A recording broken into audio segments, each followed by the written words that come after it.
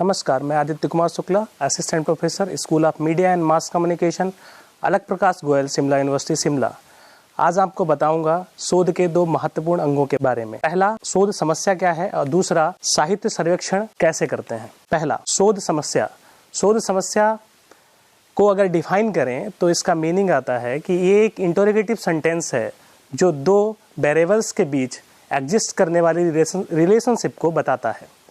A problem is an interrogative sentence or statement that asks what relation exists between two or more variables।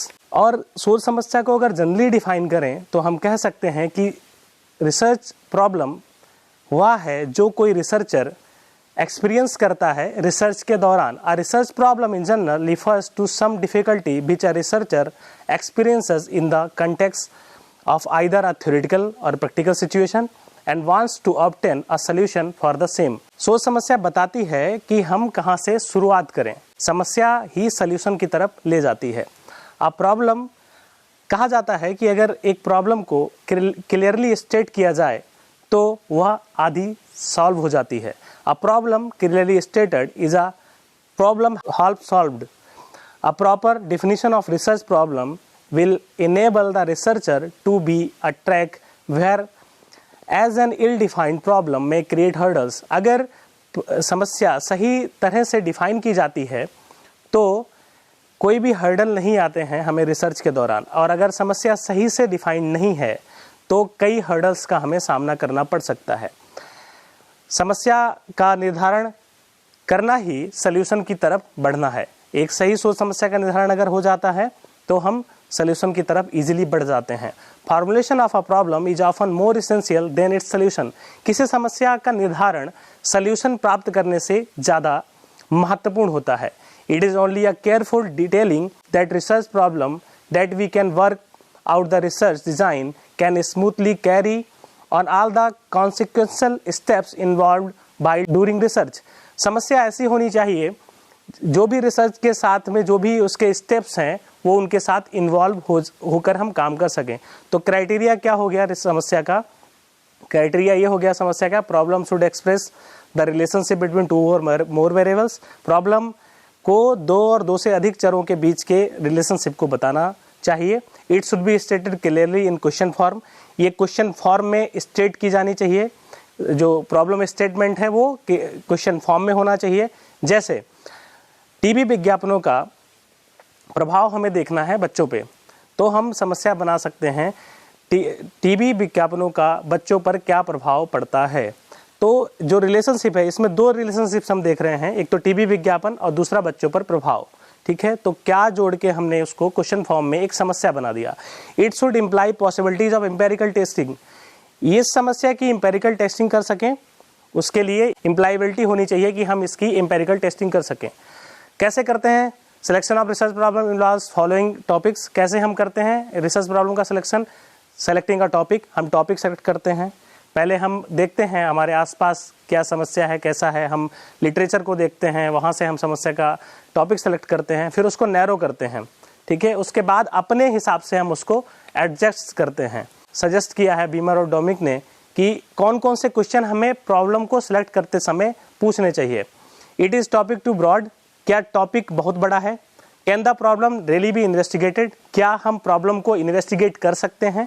अगर हम problem को investigate नहीं कर पाएंगे तो ये इसका कोई सल्यूशन हमें प्राप्त नहीं होगा, हम रिसर्च नहीं कर पाएंगे। Are the data susceptible to analysis, जो डाटा हमको मिलेगा क्या हम उसको एनालाइज कर सकेंगे। इस समस्या से जुड़ा हुआ जो भी आंकड़ा हमको प्राप्त होगा क्या हम उसको एनालाइज कर सकेंगे। इज द प्रॉब्लम सिग्निफिकेंट, क्या इस समस्या का महत्व है प्रेजेंट कॉन्टेक्स्ट में। Can the result of the study we generalize, क्या हम रिजल्ट आएगा जो हमारी स्टडी का उसको हम जनरलाइज कर सकेंगे।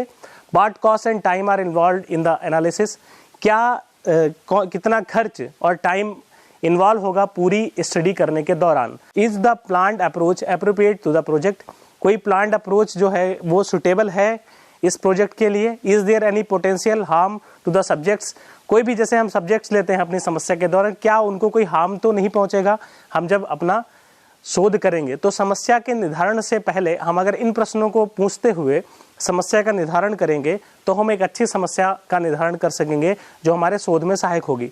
समस्या निर्धारण के बाद एक अगला स्टेप आता है रिव्यूइंग ऑफ लिटरेचर। हम सभी जानते हैं कि रिसर्च का हर स्टेप एक दूसरे से सह संबंध रखता है, इसलिए किसी भी स्टेप को छोड़ना गलती मानी जाती है। तो research is cumulative for it does not stand isolated from other have learned before it build upon past investigations. क्योंकि कई बार होता है कि हम नया रिसर्च नहीं कर रहे होते हैं, हमारे पास कई इतना लिटरेचर होता है जिन पे कई रिसर्च हो चुके होते हैं। तो रिव्यूइंग ऑफ लिटरेचर वहीं से आता है कि जो हमारी समस्या है, शोध समस्या है, उससे जुड़े हुए हम लिटरेचर को किस तरह रिव्यू करते हैं। समस्या निर्धारण से पहले भी लिटरेचर का रिव्यू किया जाता है, क्योंकि हम टॉपिक जब सिलेक्शन करते हैं तो उसके बाद हम लिटरेचर जुड़ा हुआ देखते हैं जिससे हम अपने टॉपिक को एडजस्ट कर सकें, अपने टॉपिक को नैरो कर सकें। Reviewing the literature is must even before defining the research topic और the research problem. Research topic define करने से पहले और रिसर्च प्रॉब्लम को स्टेट करने से पहले भी हम लिटरेचर को रिव्यू करते हैं। लिटरेचर रिव्यू करने से पहले रिसर्चर को ये प्रश्न अपने आप से पूछने चाहिए, what type of research has been done in this area. इस फील्ड जो भी हमारी समस्या है उससे जुड़ा हुआ कौन सा रिसर्च इस एरिया में किया गया है। What has been found in previous studies, क्या हमने पाया, जो पुरानी स्टडीज थी उनमें हमने क्या पाया। What suggestions do either researchers make from further studies, जो भी पुराने रिसर्चर्स थे उनने कौन सी फर्दर स्टडीज के लिए हमको सजेशंस दिए। What has not been investigated, क्या छूट गया है जो हम इन्वेस्टिगेट कर सकते हैं। How can the proposed study add to our knowledge of the area, ये हमारी जो स्टडी होगी वो कितना ऐड करेगी जो भी नॉलेज एरिया है उसमें। What research method we are use in previous studies, कौन से रिसर्च मेथड्स प्रीवियस स्टडीज में यूज हुए हैं। तो हम ये प्राप्त कहाँ से करेंगे, लिटरेचर हम प्राप्त कहाँ से करेंगे, उसके पहले हम कुछ स्ट्रेटेजी बनाएंगे। पहले हम प्रिपरेशन करेंगे लिटरेचर रिव्यू के लिए, उसके लिए हमें चूज अ सर्च स्ट्रेटेजी, एक सर्च स्ट्रेटेजी हमको बनानी पड़ेगी। बिकम फेमिलियर विद लाइब्रेरी, हमको लाइब्रेरी से अपने आप को जोड़ना पड़ेगा। सर्च इफेक्टिव सर्च प्रोसीजर्स को हम यूज कर सकते हैं, जिनमें की बिब्लियोग्राफी कार्ड्स को रख सकते हैं। डेवलप सब्जेक्ट हेडिंग्स, हम सब्जेक्ट की हेडिंग्स को बना सकते हैं। यूज सर्च रिकॉर्ड्स, जो भी सर्च रिकॉर्ड्स हैं उनको हम यूज कर सकते हैं। इवेल्युएटिंग एंड समराइजिंग इन्फॉर्मेशन, हम समराइज कैसे करें। Evaluate the source, read materials thoroughly, take careful notes, careful noting करेंगे, हम मटेरियल को थॉरोली पढ़ेंगे, एवेल्यूएट करेंगे रिसोर्स से, तो हम उसको अच्छे से समराइज कर सकते हैं। राइट द लिटरेचर रिव्यू, फिर उसके बाद हम अगला स्टेप होता है कि हम लिटरेचर रिव्यू करेंगे। डेवलप एन आउटलाइन, एक आउटलाइन बनाइए और रिव्यू को एडिट करिए। हम इन्फॉर्मेशन सोर्स हमारे पास कौन कौन से हैं, finding tools, communication periodicals, information complications and general sources. General sources में हमारे हैंडबुक्स आ जाती हैं, टेक्स्ट बुक्स आ जाते हैं, इंसाइक्लोपीडिया आ जाते हैं, डिक्शनरीज आ जाती हैं, and annual review of and many serieses जो भी निकलती हैं वो आ जाती हैं। फाइंडिंग टूल्स में बिब्लियोग्राफीज हो जाती हैं, गाइड टू द लिटरेचर हो जाता है, इंडेक्सेस हो जाते हैं, एंड एब्स्ट्रैक्ट्स हो जाते हैं। कम्युनिकेशन पेरियोडिकल्स जो हैं उनमें हम जर्नल्स को देख सकते हैं।